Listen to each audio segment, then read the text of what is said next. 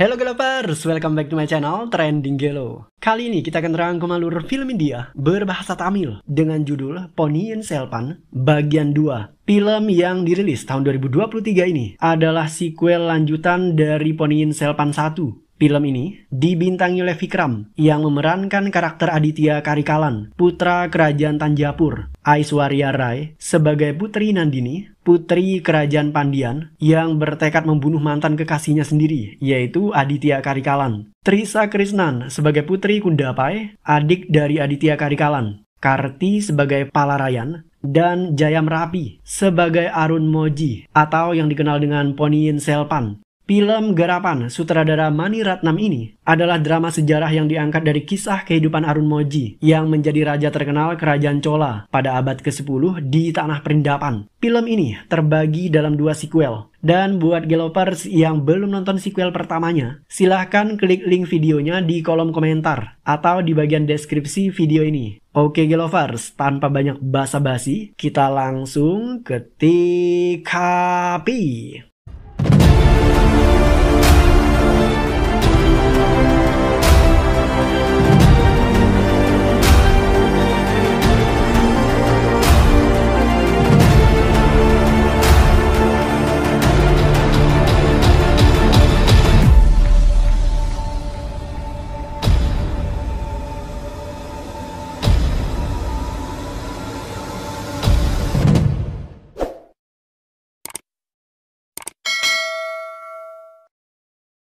Sundara Chola memerintah kerajaan Tanjapur. Ia memiliki 3 orang anak. Putra sulungnya bernama Aditya Karikalan. Anak kedua namanya Putri Kundapai. Dan putra bungsunya bernama Arun Moji Parman. Kerajaan Tanjapur punya musuh bebuyutan, yaitu orang-orang Pandian. Dalam sebuah pertempuran, putra sulung pangeran kerajaan Tanjapur, yaitu Aditya Karikalan, berhasil membunuh Raja Pira Pandian. Kematian rajanya membuat orang-orang Pandian begitu dendam terhadap bangsa Chola. Kerajaan Tanjapur memiliki panglima perang yang bernama Periya. Periya punya istri cantik yang bernama Putri Nandini. Meskipun menikah dengan Periya, namun Nandini sebenarnya mencintai Aditya. Di masa lalu, mereka berdua adalah pasangan kekasih. Namun sayang, suatu hari tragedi terjadi. Dalam sebuah pertempuran, Aditya membunuh Raja Pira Pandian di depan mata Nandini. Dan Raja Pira Pandian ini adalah ayah angkat Nandini. Sejak saat itu, api cinta Nandini kepada Aditya berubah menjadi dendam. Itu sebabnya Nandini mau menikah dengan panglima perang Periya. Ia dengan sengaja ingin menyakiti hati Aditya. Panglima perang Periya diberikan wilayah kekuasaan yang dinamakan Kerajaan Kandambur. Sejak menjadi istri Periya, Nandini tinggal di istana Kandambur dan sesekali ia berkunjung ke kerajaan Tanjapur. Nandini jadi tahu tentang seluk-beluk kerajaan tersebut. Ia bertekad balas dendam dan membunuh Aditya Karikalan. Anak bungsu Sundara Chola yang bernama Arun Moji memiliki nama julukan, yaitu Ponniyin Selvan. Nama itu diperoleh Arun Moji ketika ia masih kecil. Arun Moji pernah tenggelam di Sungai Poni dan ia diselamatkan oleh seorang wanita berambut panjang. Wanita ini diyakini warga sebagai ibu peri penunggu Sungai Poni. Sejak saat itulah Arun Moji dijuluki dengan sebutan Ponniyin Selvan yang artinya putra Sungai Poni. Ketika dewasa, Arun Moji bertempur dan berhasil menaklukkan beberapa kerajaan. Ia membantu abangnya memperluas wilayah jajahan dinasti Chola. Namun suatu hari, Arun Moji mendapatkan pesan dari orang kepercayaan Aditya yang bernama Palarayan. Arun Moji diminta pulang ke kerajaan Tanjapur atas perintah sang raja. Karena saat itu kerajaan Tanjapur dikabarkan akan diserang oleh musuh. Dalam perjalanan pulang, kapal Arun Moji diserang oleh orang-orang Pandian. Mereka mengetahui kepulangan Arun Moji berkat informasi yang disampaikan oleh Nandini. Arun Moji sebenarnya berhasil mengalahkan orang-orang Pandian. Namun sayang, saat itu kapalnya dihantam badai besar. Arun Moji terjatuh di dalam laut. Ia hampir mati tenggelam. Tetapi Arun Moji diselamatkan oleh wanita berambut panjang yang dulu pernah menyelamatkan nyawanya ketika ia masih kecil. Dan inilah alur cerita film Ponniyin Selvan bagian 2.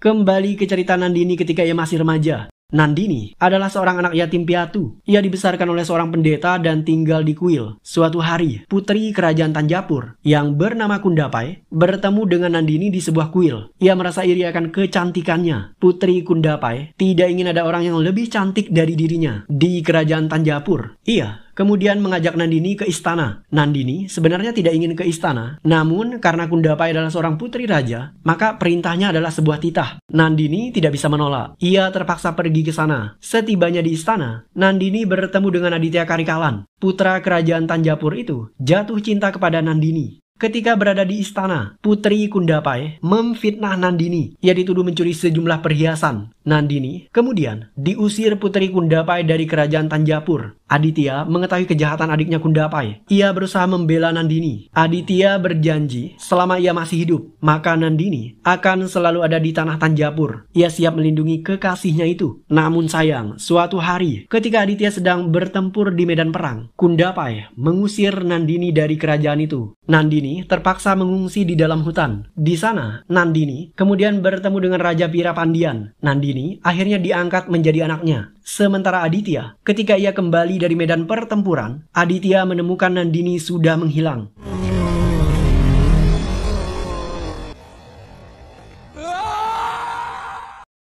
Berita tentang Arun Moji yang tewas tenggelam akibat badai mulai menyebar di istana. Raja Sundara Chola tampak sangat terpukul setelah mengetahui kematian putranya. Padahal sebenarnya Arun Moji tidak tewas. Saat kapalnya tenggelam, Arun Moji diselamatkan oleh wanita berambut panjang. Arun diletakkan di atas perahu kecil dan disembunyikan di dalam gua. Wanita itu kemudian menghilang. Orang-orang Chola yang setia kepada Raja Sundara mulai mencari Arun dan mereka berhasil menemukannya. Arun selamat, namun keadaannya sekarat. Ia harus segera diobati. Ketika hendak membawa Arun keluar dari tempat itu, mereka bertemu dengan orang-orang Pandian yang dipimpin oleh Rapidasan, orang kepercayaan almarhum Raja Pirapandian. Agar bisa menyelamatkan Arun, Palarayan mengalihkan perhatian Rapidasan.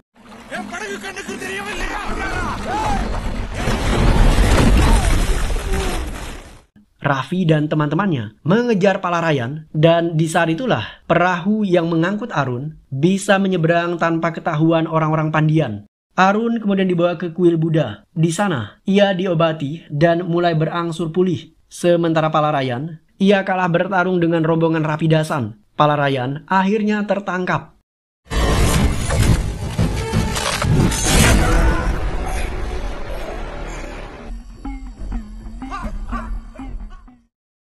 Madurantakan adalah raja pewaris tahta kerajaan Tanjapur yang sesungguhnya, tetapi ayah Madurantakan justru memberikan tahta kerajaan kepada adiknya Sundara Chola. Karena saat itu ayah Madurantakan tidak ingin anaknya menjadi seorang raja. Madurantakan berkarakter lemah. Ia bukan seorang prajurit. Madu dilatih untuk menjadi seorang pendeta. Namun sekarang Madurantakan tidak terima akan keputusan almarhum ayahnya itu. Ia ingin menjadi seorang raja. Madurantakan kemudian bertekad melakukan kudeta terhadap pamannya Raja Sundara Chola. Ia memiliki 50.000 pengikut dan kebanyakan dari mereka adalah pemuja Dewa Siwa. Jumlah ini masih belum cukup untuk menandingi kekuatan Sundara Chola. Madurantakan kemudian bekerja sama dengan Raja Kotiga dari kerajaan Rastakutas. Kerajaan Rastakutas adalah musuh kerajaan Chola. Madurantakan memanfaatkan musuh dari musuhnya untuk dijadikan teman. Ia akan melakukan apapun agar bisa merebut kembali tahta kerajaan Sundara. Madurantakan bahkan siap menikah dengan putri Raja Kotiga demi mempererat hubungan politik dengan kerajaan Rastakutas.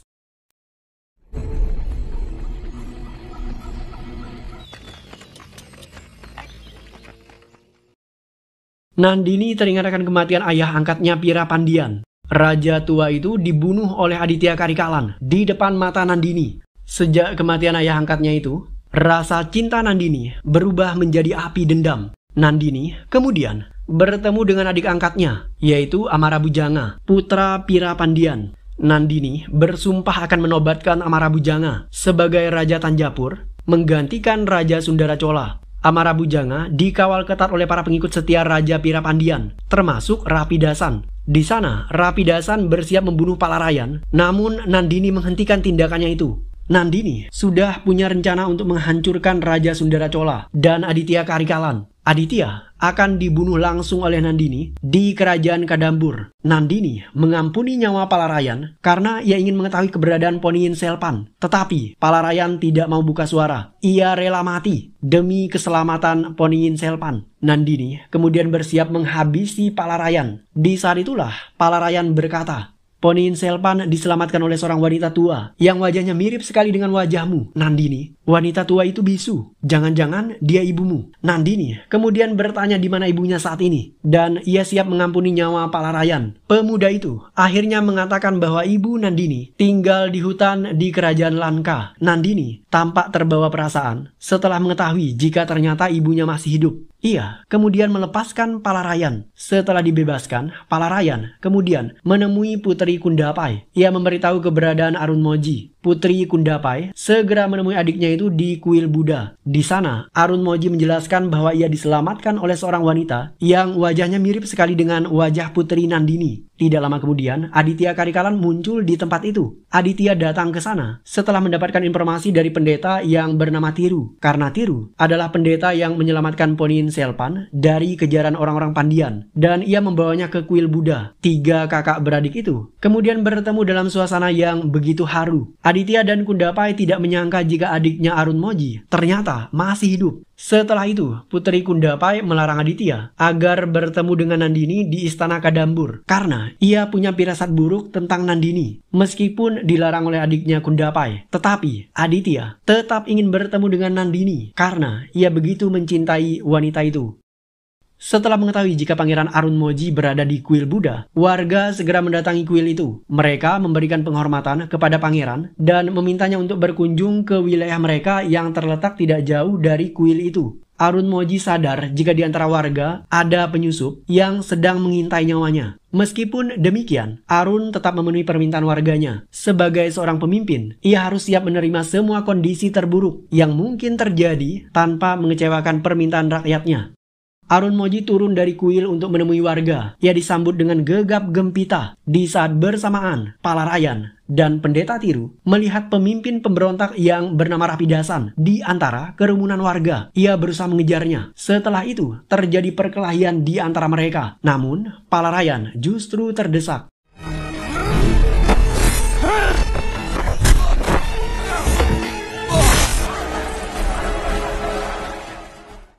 Arunmoji bersiap menunggangi gajah yang sudah disiapkan oleh pembunuh. Arunmoji ternyata cukup cerdas. Ia mengetahui niat pembunuhnya itu. Arun kemudian mengendalikan gajah yang membuat gajah itu membunuh calon pembunuh Arun.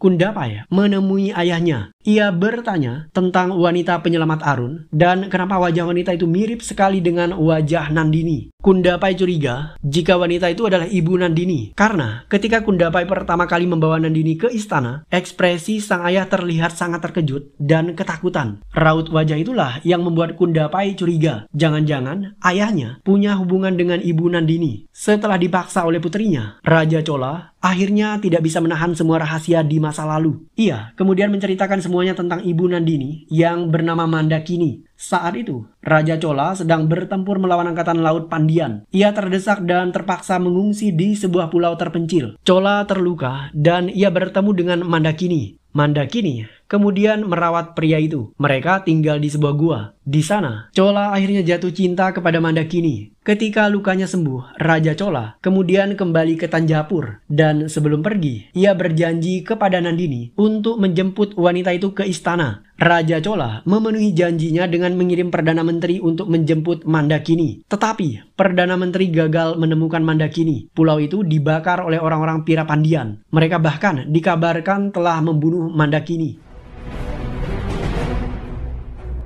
3 வருடங்களுக்கு முன் என் தந்தை சோழ நாட்டு பட்டத்தில் இளவரசராக்கி.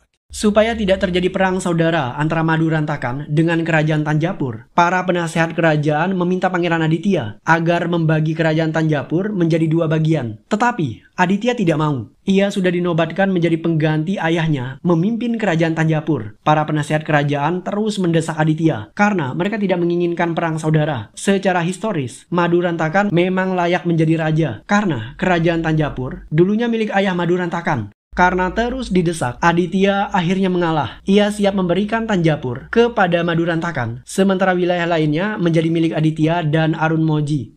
Arunmoji atau Ponniyin Selpan akhirnya tiba di kerajaan Tanjapur. Ia disambut dengan meriah oleh para prajurit dan juga warga istana. Kedatangan Arun membawa putri cantik bernama Depi. Depi adalah calon istri Arunmoji. Arunmoji akhirnya bisa bersua kembali dengan ayahnya, yaitu Raja Sundara Chola. Di saat bersamaan, para pemberontak Pandian masuk ke istana melalui terowongan rahasia yang sudah dibocorkan oleh Nandini. Terowongan itu terhubung langsung ke dalam taman di depan kamar Raja Sundara Chola. Para pemberontak menunggu saat yang tepat agar bisa menyerang raja. Beruntung, Mandakini masuk ke dalam terowongan rahasia itu. Ia melihat para pemberontak yang siap membunuh Raja Sundara Chola. Mandakini kemudian mengeluarkan suara aneh yang membuat para pemberontak ketakutan dan melarikan diri.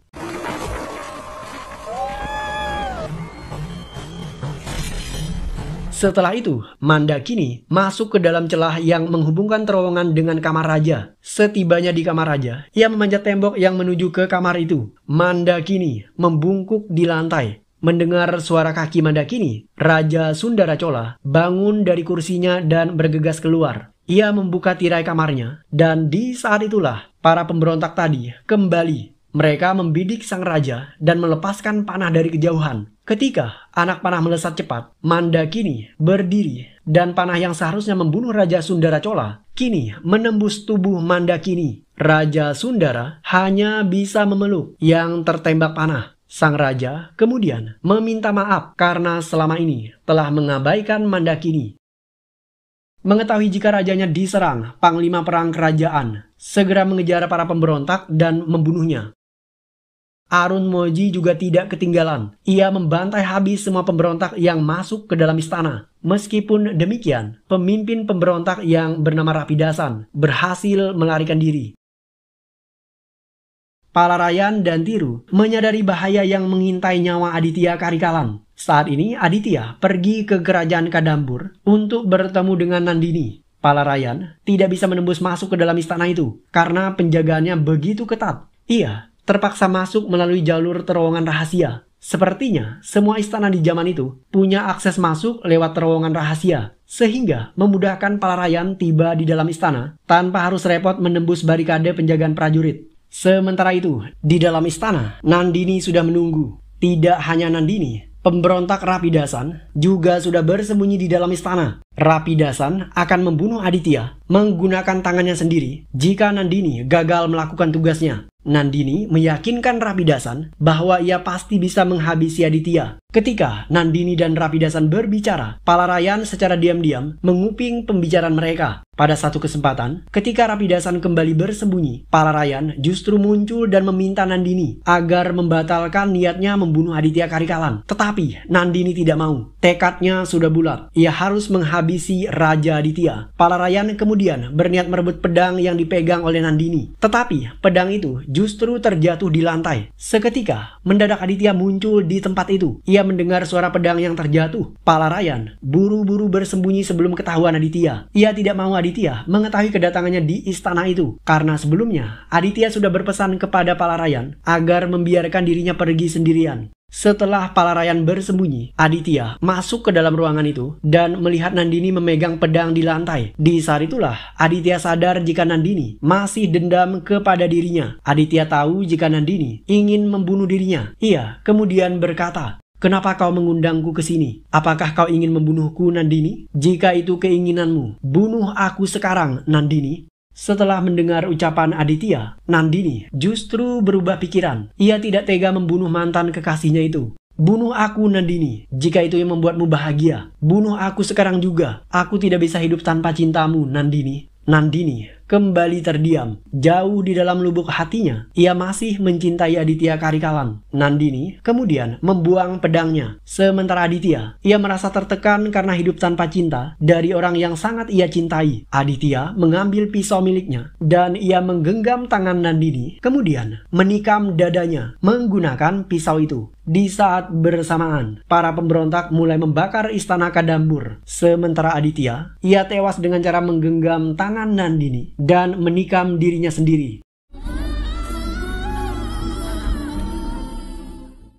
Ketika Aditya dan Nandini terlibat aksi pembunuhan, Palarayan sebenarnya berusaha menolong Aditya, namun ia diserang oleh anak buah Rapidasan. Setelah Pangeran Aditya tewas, para penjahat kabur dari tempat itu. Mereka membawa Nandini. Sedangkan Palarayan, ia hanya bisa menangis meratapi kematian teman sekaligus rajanya. Palarayan membawa keluar mayat Aditya dari kobaran api yang membakar ruang istana. Tindakan Palarayan justru membuat dirinya dituduh sebagai pembunuh Aditya. Keesokan harinya, seluruh kerajaan Tanjapur berduka atas kematian sang pangeran. Harimau kebanggaan bangsa Chola akhirnya tewas terbunuh. Ketika melarikan diri bersama orang-orang Pandian, Nandini mendengar suara seorang prajurit tua menggerutu tak tentu rudu. Dari ocehannya itu, diketahui jika Pira Pandian membakar pulau di mana Mandakini tinggal. Ia juga memperkosa Mandakini yang menyebabkan wanita bisu itu hamil. Ucapan prajurit tua itu membuat Nandini semakin kebingungan. Siapa sebenarnya ayah Nandini? Nandini kemudian bertanya kepada Rapidasan. Raffi menjelaskan bahwa ayah Nandini yang sesungguhnya adalah Pira Pandian. Pira tahu jika Raja Sundara Chola sangat mencintai Mandakini. Ia menggunakan Mandakini sebagai alat untuk balas dendam kepada Sundara Chola. Pira Pandian membakar pulau itu dan memperkosa Mandakini. Itu sebabnya Pira Pandian mengangkat Nandini sebagai anaknya ketika Nandini diusir dari kerajaan Tanjapur. Ia melakukan itu agar menyakiti hati Raja Sundara Chola. Meskipun demikian, Pira Pandian tidak pernah memberitahu Nandini jika dia adalah ayah kandungnya. Setelah mendengarkan penjelasan Rapidasan, Nandini merasa hidupnya sudah hancur. Ia kemudian memilih bundir dengan cara menenggelamkan dirinya di dalam sungai.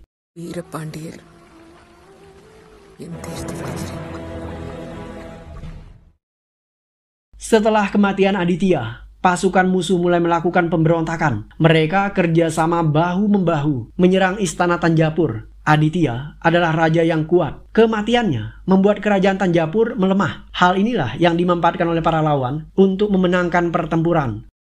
Palarayan dihadapkan di depan raja. Ia dituduh membunuh Aditya. Palarayan tidak membantah. Ia sengaja menyembunyikan Nandini karena jika kerajaan Tanjapur mengetahui tentang hal itu, maka nyawa Nandini tidak akan diampuni. Palarayan ingin melindungi Nandini karena bagaimanapun Nandini pernah mengampuni nyawa Palarayan. Setelah itu, Palarayan dijatuhi hukuman mati oleh raja. Ketika sidang Palarayan sedang berlangsung, pasukan musuh justru menyerang kerajaan Tanjapur. Palarayan kemudian menawarkan dirinya agar ikut berperang membela kerajaan Tanjapur. Perang besar terjadi antara kerajaan Tanjapur dan beberapa kerajaan lainnya. Tetapi Tanjapur terlalu kuat. Ia berhasil mematahkan semua serangan musuh. Kerajaan Tanjapur bahkan berhasil memukul mundur semua pasukan musuhnya.